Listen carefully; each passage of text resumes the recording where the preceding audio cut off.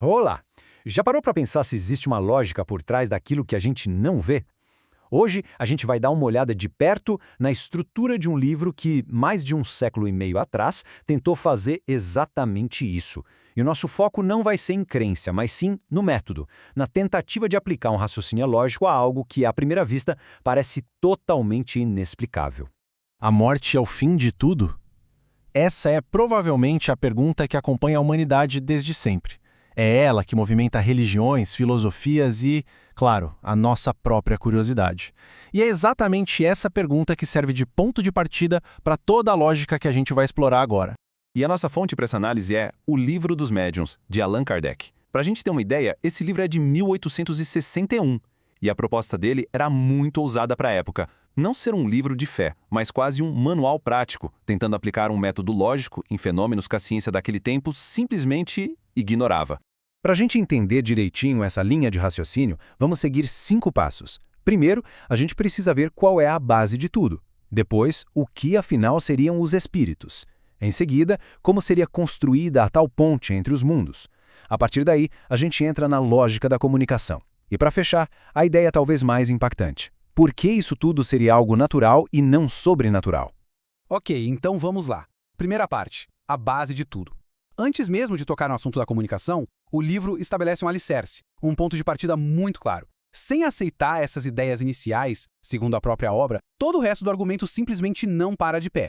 E aqui estão os 3 pilares que sustentam toda a teoria. O primeiro, a de que existe uma alma, ou seja, um princípio inteligente que é independente do corpo. O segundo, essa alma sobrevive à morte do corpo. E o terceiro, que é crucial para tudo que vem depois, a individualidade. A alma continua sendo quem era, com suas memórias, sua personalidade. Em outras palavras, o eu continua existindo. Bom, uma vez que essa base está montada, a definição de espírito se torna quase uma consequência óbvia. É o próximo passo lógico dentro desse raciocínio. E a definição que o livro traz é surpreendentemente direta. Um espírito não é apresentado como um ser de outra dimensão ou uma criatura mística. Não. É simplesmente a alma de uma pessoa que já morreu, agora sem o corpo físico. Dentro dessa lógica, não são outros seres, somos nós mesmos, só que em um estado diferente. Mas para onde eles iriam? A obra argumenta que não se trata de um lugar definido, como um céu ou um inferno. A ideia é que eles continuam a povoar o espaço ao nosso redor, formando um mundo invisível que coexiste com o nosso o tempo todo. E isso nos leva, claro, ao maior obstáculo lógico da teoria.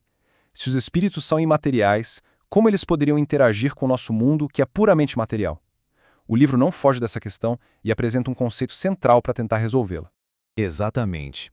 Como é que algo que não tem massa, não tem substância física, conseguiria mover um objeto, fazer um barulho ou de alguma forma se comunicar? Para um olhar mais cético, a discussão para bem aqui. Mas, dentro da lógica do livro, é justamente aqui que a explicação mais elaborada começa. A resposta que o livro dá a esse problema tem um nome: perispírito. A ideia é que ele funcionaria como uma interface, um elo de ligação. Seria um envoltório que não é nem totalmente material, como o corpo, nem totalmente imaterial, como a alma. E o ponto-chave é este: a alma permaneceria com esse envoltório mesmo depois da morte do corpo. E aqui a gente consegue ver bem a diferença. De um lado, o corpo, material, denso, físico e perecível. Do outro, o perispírito, descrito como algo fluídico, etéreo, uma espécie de matéria mais sutil que a alma mantém consigo. É ele que, na teoria, seria o agente da interação, a ponte que conectaria esses dois mundos. A partir do momento em que se aceita a ideia do perispírito, a comunicação deixa de parecer um milagre e começa a se encaixar como um processo plausível dentro dessa lógica. E para explicar como isso funcionaria na prática, o autor usa algumas analogias bem interessantes. A primeira analogia já muda o jeito de enxergar a questão. Ela pergunta basicamente o seguinte: se um espírito livre e um cativo num corpo são, em essência, o mesmo tipo de ser, por que a comunicação entre eles seria impossível? É como um homem livre se comunicando com um prisioneiro. A sugestão é que, na verdade, seria algo bem natural. Já a segunda analogia, essa que a gente vê aqui, busca explicar o papel do médium. O argumento é muito simples. Assim como uma pessoa que não pode falar, usa alguém que fala para se fazer entender, um espírito que não tem um corpo físico usaria o corpo de um médium como um instrumento para poder se comunicar. E essa é a conclusão lógica da teoria. O médium não seria a fonte da mensagem, mas sim o instrumento. O corpo, a mão que escreve ou a voz que fala. Tudo se tornaria uma ferramenta, permitindo que um ser sem corpo físico consiga manifestar seu pensamento aqui, no nosso mundo. E agora a gente chega ao ponto final do argumento e talvez o mais ambicioso de todos.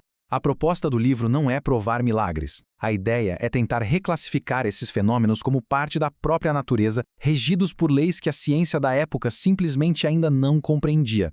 E a chave para esse argumento todo, mais uma vez, é o perispírito. A lógica é a seguinte: se ele tem alguma propriedade da matéria, mesmo que muito sutil, a sua capacidade de interagir com o mundo físico não seria uma quebra das leis da natureza. Seria, na verdade, uma manifestação dessas mesmas leis. O raciocínio é mais ou menos assim. A gente lida com várias forças invisíveis que produzem efeitos bem reais, como a eletricidade ou o magnetismo, certo? A ideia é que o perispírito, sendo essa matéria fluídica que é guiada pela vontade do espírito, também conseguiria agir sobre a matéria comum. Portanto, o fenômeno não seria sobrenatural, mas sim natural, com uma causa que apenas ainda não era conhecida pela ciência. No final das contas, essa análise da lógica do livro nos deixa com uma pergunta no ar. Ao tentar encaixar o invisível num sistema racional, a obra acaba nos forçando a questionar os próprios limites do que a gente define como natural. A questão que fica não é sobre acreditar ou não, mas sobre se perguntar que outras leis e forças do universo podem estar por aí, bem aqui, escapando completamente à nossa compreensão. Uma pergunta que era provocadora em 1861 e sem dúvida continua sendo até hoje.